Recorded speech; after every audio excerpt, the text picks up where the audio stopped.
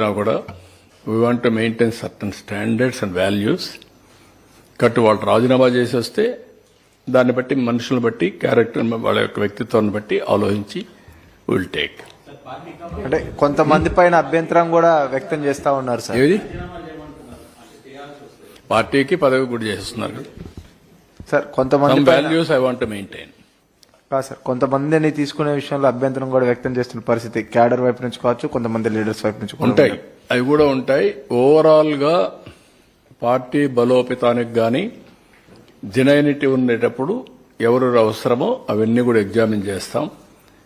ఒకటే నేను చెప్తున్నా మళ్లీ ఇలాంటి వ్యక్తులు రాజకీయ పార్టీలు నడపడం కూడా ప్రమాదం సొసైటీకి. అది ఇప్పటికే కాదు, ఎప్పటికైనా సరే ప్రజలు కూడా ఆలోచించుకోవాలి. మీరు 5 సంవత్సరాలు ఏంటి నష్టపోయారు? 10 లక్షల కోట్ల రూపాయల అప్పులు, 1,00,000 కోట్ల రూపాయలు ఇప్పుడు డ్యూస్ నేను పే చేయాల. ఎవ్రీ డే మా ఆఫీస్ చుట్టూ తిరిగేవాళ్ళు డబ్బులు మాకు ఇవ్వాల్సి మేము చచ్చిపోతున్నాం, నా కంపెనీ దివాలా తీసింది, బ్యాంకులంతా జప్తు చేస్తున్నారు, మీరు ఇవ్వకపోతే నా ఆస్తులు పోతాయి అని తిరిగేవాళ్ళు. ఎవరికి ఆక్సిజన్ ఇవ్వాలో తెలియదు. ఇప్పుడే వచ్చారు కియా మోటార్స్. సౌత్ కొరియాకి వెళ్ళాను, కియా మోటార్స్ తేవడానికి సౌత్ కొరియాకి నేను వెళ్ళాను. వాళ్ళ కంపెనీ చూసా, పర్సనల్ గా ఇన్వైట్ చేశా, రమ్మన్నా. ఎక్కడికి వస్తారంటే అప్పటికే గుజరాత్, తమిళనాడు, కర్ణాటక షార్ట్ లిస్ట్ వేశారు. నేను ఛాలెంజ్గా తీసుకొని మీరు నా దగ్గర రమ్మంటే ఓకే మీరంటే నమ్మకం ఉంది కానీ అంటే మా సెక్రటరీలు అదే పని పెట్టాను. మా సెక్రటరీలు ముందుగా చైనాకి పోయి వచ్చారు, ఇదే సౌత్ కొరియా పోయి వచ్చారు, మళ్ళీ నేను పోయాను. వచ్చారు, మేము బెంగళూరు దగ్గర అయితే వస్తామన్నారు. ఓకే మీరు రండి ఇస్తా అన్నా. మీరు రమాందర్ నీళ్ళు ఎక్కడ అన్నారు. ఒక సవాలుగా చెప్పా, 8 నెలలు నాకు టైం ఇవ్వండి, గొల్లపల్లి రిజర్వాయర్ పూర్తి చేస్తా, ఆ నమ్మకం వస్తే నువ్వు ప్రాజెక్ట్ పెట్టమన్నా. గొల్లపల్లి రిజర్వాయర్ పూర్తి చేశా. అప్పుడు అన్నారు ఓకే మీరు అన్నారు బాగానే ఉంది కానీ ఎన్ని రోజులు ల్యాండ్ ఇస్తారని. ల్యాండ్ ఇచ్చా, కొన్ని కండిషన్స్ పెట్టారు లెవెలింగ్ చేయమని, ఎల్ఎన్టీ చెప్పి లెవెలింగ్ చేయించా. ఆ ప్రాజెక్టు పూర్తి చేసింది 3 ఏళ్లలో ప్రాజెక్ట్ పూర్తి చేసి ట్రయల్ ప్రొడక్షన్ తీసుకొచ్చాం. ఈరోజు 4,31,000 వెహికల్స్ ని ప్రొడ్యూస్ చేశారు ఈ సెంటర్ నుంచి. వాళ్లకు మనం ఇవ్వాల్సిన ఇన్సెంటివ్స్ 1,700 కోట్లు ఇవ్వకుండా ఎగ్గొట్టారు. Can you imagine? ఎవడన్నా వస్తాడండి? Is it governance? ఒక ప్రెస్టీజియస్ కమిటీ, ఒక కార్ ఫ్యాక్టరీ వస్తే అసెంబ్లీలో ఏం చెప్పారు? రాజశేఖర్ ఆత్మ చెప్పింది కాబట్టి వాళ్ళు వచ్చారని చెప్పారు. You remember? ఎంత ఫన్నీగా బిహేవ్ చేసి కడాన వాళ్ళకి ఇవ్వాల్సిన డబ్బులు 1,700 కోట్లు ఇవ్వకపోతే ఏం చేయాలి మేమని అడిగే పరిస్థితికి వచ్చారు. ఇలాంటివి కోకొల్లలు. కంపెనీలు కొలాప్స్ అయ్యే పరిస్థితి వచ్చాయి, ఆస్తులు చెప్తే అయ్యే పరిస్థితి వచ్చాయి ఈ గవర్నమెంట్ నమ్ముకొని పనిచేసిన వాళ్ళు. ఇప్పుడు same thing we are facing today.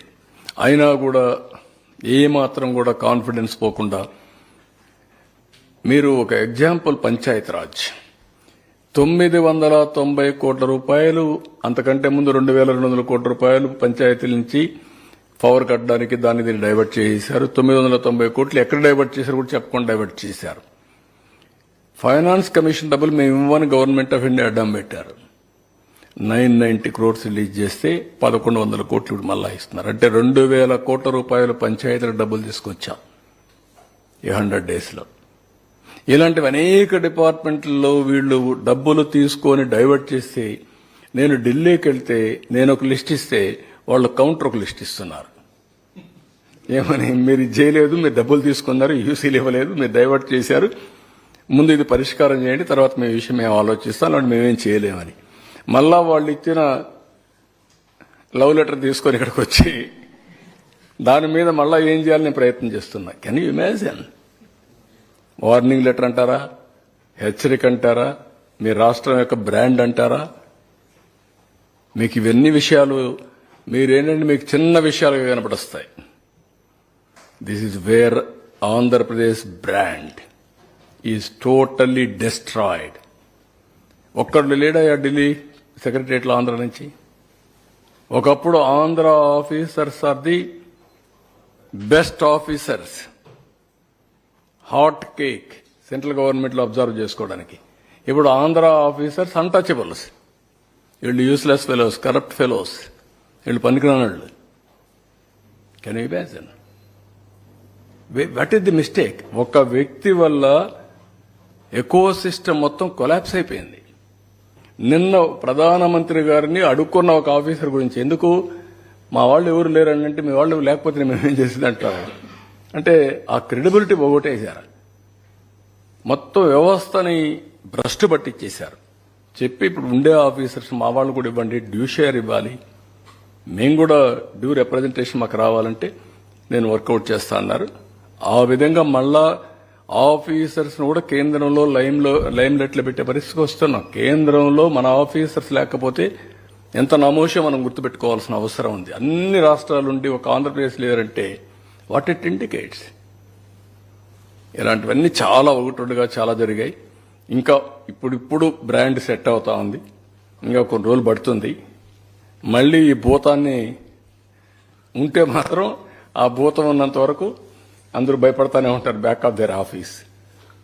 నేను అందుకే ఎట్టి పరిస్థితుల్లో ఇలాంటి వ్యక్తులు రాజకీయాలు